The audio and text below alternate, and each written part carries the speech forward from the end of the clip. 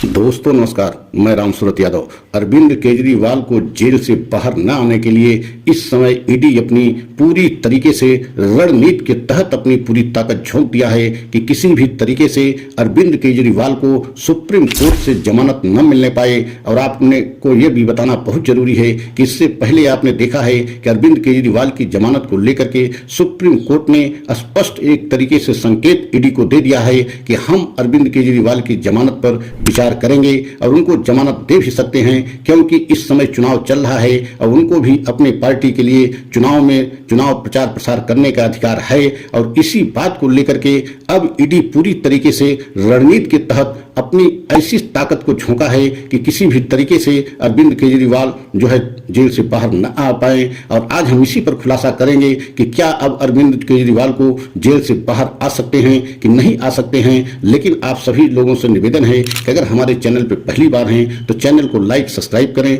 Video को अंत तक जरूर देखें। तो सबसे पहले ये बताना बहुत जरूरी है कि इस समय पूरे देश में चुनाव चल रहा है, लेकिन चुनाव के बीच में अरविंद केजरीवाल की खबर सबसे बड़ी खबर देश में बनी हुई है, क्योंकि अरविंद केजरीवाल की जमानत पर पूरी तरीके से सुनवाई हो चुकी थी। आज उस पर फैसला आना है, लेकिन आज फैसले आने से पहले ही ईडी ने बहुत बड़ा खेल खेलते हुए जो है कल ही मतलब 9 मई को जो है हलफनामा सुप्रीम कोर्ट में दाखिल करके आपत्ति किया है कि किसी भी कीमत पर अरविंद केजरीवाल को जमानत नहीं मिलनी चाहिए और न ही उनको अधिकार है और मौलिक अधिकार भी नहीं है कि जमानत जो है उनको इस बेस पर दिया जाए कि वह पार्टी के लिए प्रचार प्रसार करें। क्योंकि इससे पहले भी बहुत सारे लोगों ने, बहुत सारे ऐसे सांसद विधायकों ने प्रत्याशी के रूप में भी पर्चा भरा है और चुनाव जीता भी है, हारा भी है, लेकिन जेल में ही रहे हैं। उनको जो है जमानत इस बेस पर नहीं दी गई है कि वह अपने पार्टी के लिए या अपने स्वयं प्रत्याशी के लिए प्रचार प्रसार करें। तो आप समझ सकते हैं कि ईडी एक तरीके से रणनीतिक तहत जो है अरविंद केजरीवाल को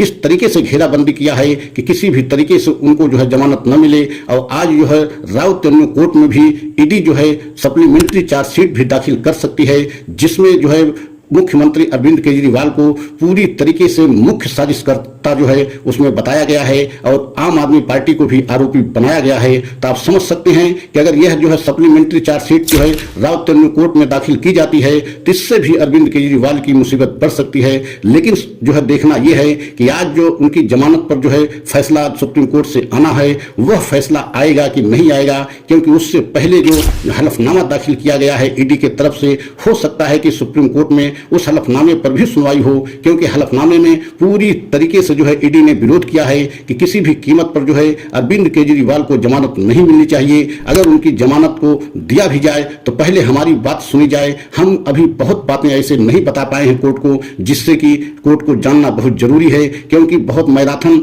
जो है सुनवाई के बाद जो है ईडी को बहुत तल्ख टिप्पणी को सामना करना पड़ा था। आपने देखा है सुप्रीम कोर्ट ने बहुत ऐसे तीखे सवाल ईडी से किया था, जिससे एक तरीके से ईडी जो है फंसती नजर आ रही थी। लेकिन अब जिस तरीके से ईडी ने घेराबंदी किया है और एक तरीके से ईडी के घेरेबंदी में ऐसा लग रहा है कि अब अरविंद केजरीवाल की मुसीबत बढ़ सकती है। और आम आदमी पार्टी ने पूरी तरीके से आरोप लगाया है कि बीजेपी की साजिश के तहत और बीजेपी के इशारे से ईडी ये पूरी साजिश रची है कि किसी भी कीमत पर अरविंद केजरीवाल बाहर न आने पाए और पार्टी के लिए प्रचार प्रसार न करने पाए। क्योंकि आम आदमी पार्टी ने स्पष्ट कहा है कि जब 10 तारीख को फैसला जमानत पर आना था तो उससे पहले ईडी जो है कानूनी तौर पे यह गलत तरीका है कि एक दिन पहले जो है हलफनामा दाखिल करके जमानत पर जो है आपत्ति किया है, जबकि जमानत पर पूरी सुनवाई हो चुकी थी और सुनवाई के बाद ही जो है फैसला आज 10 मई को आना था। लेकिन उससे पहले एक दिन पहले जो है जो हलफनामा ईडी की तरफ से दाखिल किया गया है, इससे जो है आम आदमी पार्टी बीजेपी की बहुत बड़ी साजिश बता रही है कि बीजेपी के इशारे पर ईडी ये सारी साजिश कर रही है कि अरविंद केजरीवाल किसी भी कीमत पर जो है बाहर न आ सके।